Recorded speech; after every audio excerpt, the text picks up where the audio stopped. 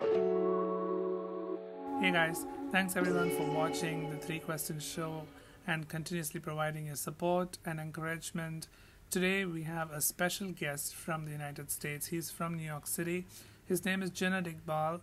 Now, Jonaed is the founder of NoDegree.com. He also is a podcast host of the No Degree podcast.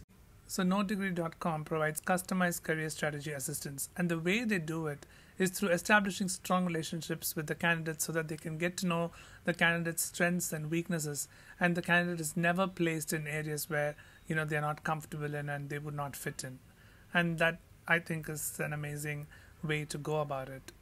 So Jonaed, welcome, and would you like to say a few words about yourself? My name is Jonaed Iqbal. I live in Queens, New York, in New York City. I've lived here, I'm 29 years old, so I've lived here since I was 3 years old. I was born in Bangladesh. I learned English by watching cartoons on TV. And I come from a very interesting background because I help people without college degrees find meaningful jobs that pay well.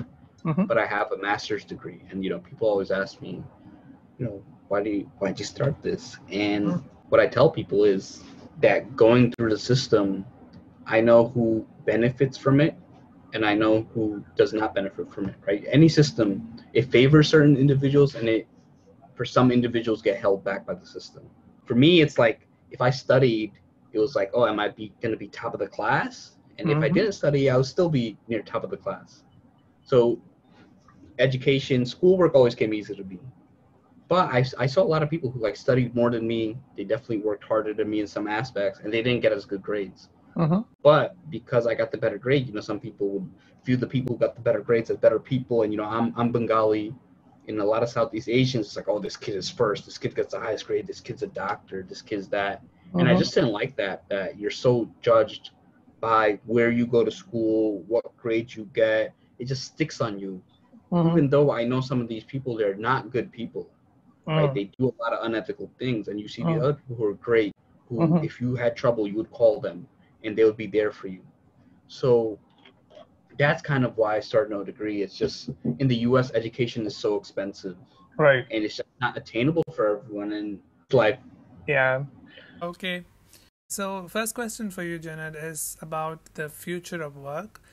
With the COVID-19 pandemic that's, going on, there's so much of work that has moved to remote, and, a lot of people are working from home and stuff like that all over the world. Do you think this trend is going to continue? Do you think this is something that will stay, or will it change back to the way things were? 100%. It's here to stay, and it's good if it stays. And, the sad thing is, this was possible 3, 4, 5 years ago. It's not like, what are we doing that wasn't possible? It's just the mentality wasn't there, because what stopped people from remotely working is that people who are higher up, who get paid way too much to make stupid decisions that aren't good. I knew so many people, they'd love to work. Oh, my boss doesn't like me working from home. But now it shows that people are much more productive. And in my opinion, I think the best is a hybrid solution. People, maybe require people come 1-2 days, or for certain things they come in, but allow them flexibility, because now what happens when someone's remote working? They don't have to commute. They don't have to do this. If they have childcare, it's a lot easier to coordinate. If they have to take a break in the middle of the day to go run some errands, because how do you run errands if you're working 9 to 5? You can't run errands. You have to do it on the weekends, and it kills your weekends. And I mind working extra 30 minutes, even an hour, if I don't have to wake up as early. Like for me, it's like I'd love to trade that time in the morning. So I love it just shows that it matters more about what you get done than being in the office, being all that. So I think it really challenged some people, because there were some people, if you asked them last year, no, it can't be done, they're going through. But look, when it needed to be done, it was done. So I think it really changes things. It also kind of shows certain people, it's like certain people who don't have the option of working from home are kind of gravitating towards fields where they have the ability to sort of work from home. So I think that's like another benefit. I mean, some jobs you cannot do from home just because of you can't build a road from home.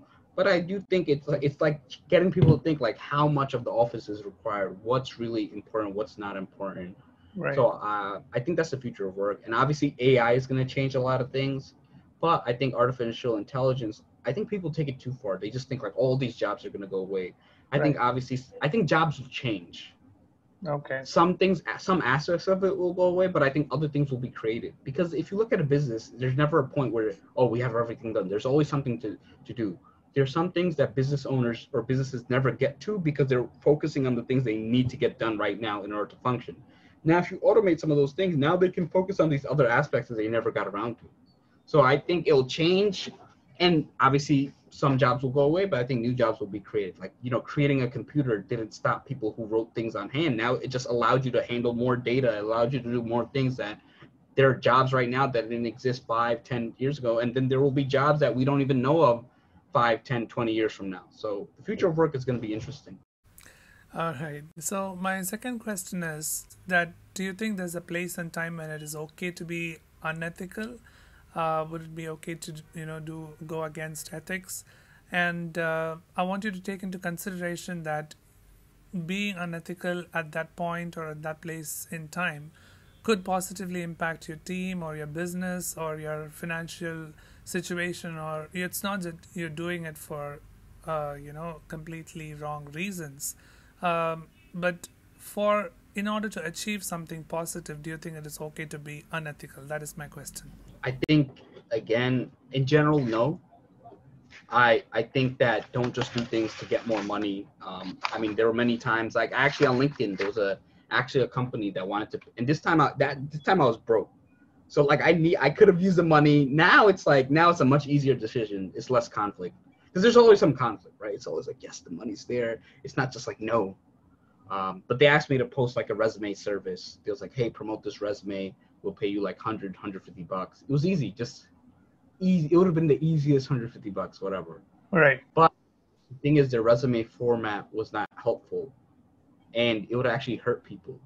So if I were to post that, people are gonna think, oh, this format's okay, this and that, and it would have gave the wrong message. So, it just was. I think, in general, you really should kind of stay away from that, stay away from things just for the money. But I also think context is important. If you had to feed your family, or you were forced, you're going to be homeless, that's a totally different scenario where you really have to think. And it's always a gray area. It's not like, hey, now you can do anything on that. Like if you're going to go homeless, you can go murder someone for their money. But maybe, hey, if you're homeless and you steal something from a supermarket so you can eat, right, that's a totally different scenario. But I think in general, you should set yourself up. Don't chase the money. I think principles matter a lot to me. Right. So the last question I'm going to ask you is, has fashion played a role in your work life? Do you think you consciously make fashion choices that influence your work? I mean, fashion, I think, it plays a part, right, in terms of how you look, in your brand, what you do. I mean, I typically always wear like a t-shirt, but I wear like a nice, not like a raggedy t-shirt. I try to wear a nice t-shirt. That's my style. In terms of, I'll actually show you. So I built a PC, and so this is my PC. Oh wow.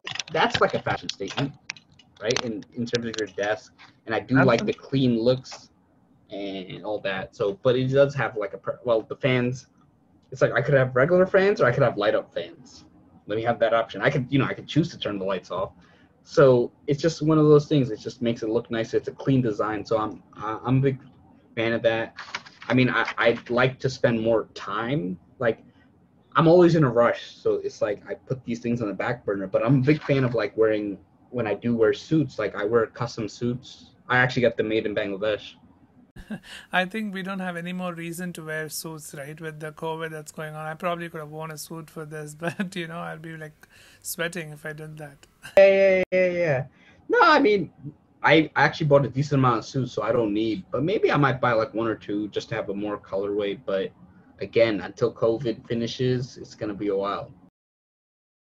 You can ask me a question now. Yeah. Is there a time to be unethical in terms of business or just in life? So the whole thing is, what is ethics, the textbook definition, versus what is the compromise you're willing to make in order to do something which is, probably a greater good. I think that's the point where you can choose to be, unethical. And by that, let me give you an an example. Let's say there is a project that your company is well equipped to execute, and by executing that project, you would actually contribute to the society, right? And in a country like India, we would probably need to go through several channels and a lot of red tape and bureaucracy that you need to cut through in order to get a project approved. That's every country in the world. So, and let's say one officer somewhere down in that line is very adamant that he will not approve, and then it's not going to be easy to kind of complain about it to his higher officials. All it would take is maybe just give him a small bribe in order to get it going. So the question is, would you do it, or would you just give up? Because the other end of it, when you give up, is that your employees will also suffer. You will not be able to pay them. Their livelihood is dependent on you. So it really becomes a question of the compromise that I was talking about. The greater good then kind of kicks in, and the textbook definition of ethics fails. But have you done the right thing? I think you have. yeah, and I think you brought up a great point. In this case, you literally cannot change the system. Obviously, when you're in a better position to do so, I know you would try to make sure that the system goes away. But until then, if you became the president or something. Over time, hopefully things will change. But it's just one of those things you literally you're stuck in the system, and there's some things that are, you just really can't do anything. Okay, so I keep saying Jonaed, but is that how you pronounce your name in your native language, or is there an alternate? Jonaed. Oh, Jonaed. Okay. Yeah, I mean in Bengali it would be Jonaed. Bengali is a great language, man. Jonaed. Okay, it's time to wrap up. Thank you so much for joining, Jonaed, and I'm going to wish nodegree.com all the very best for continued success to your company and to you. Okay, see you, man. Bye. No problem. You have a good one. See you.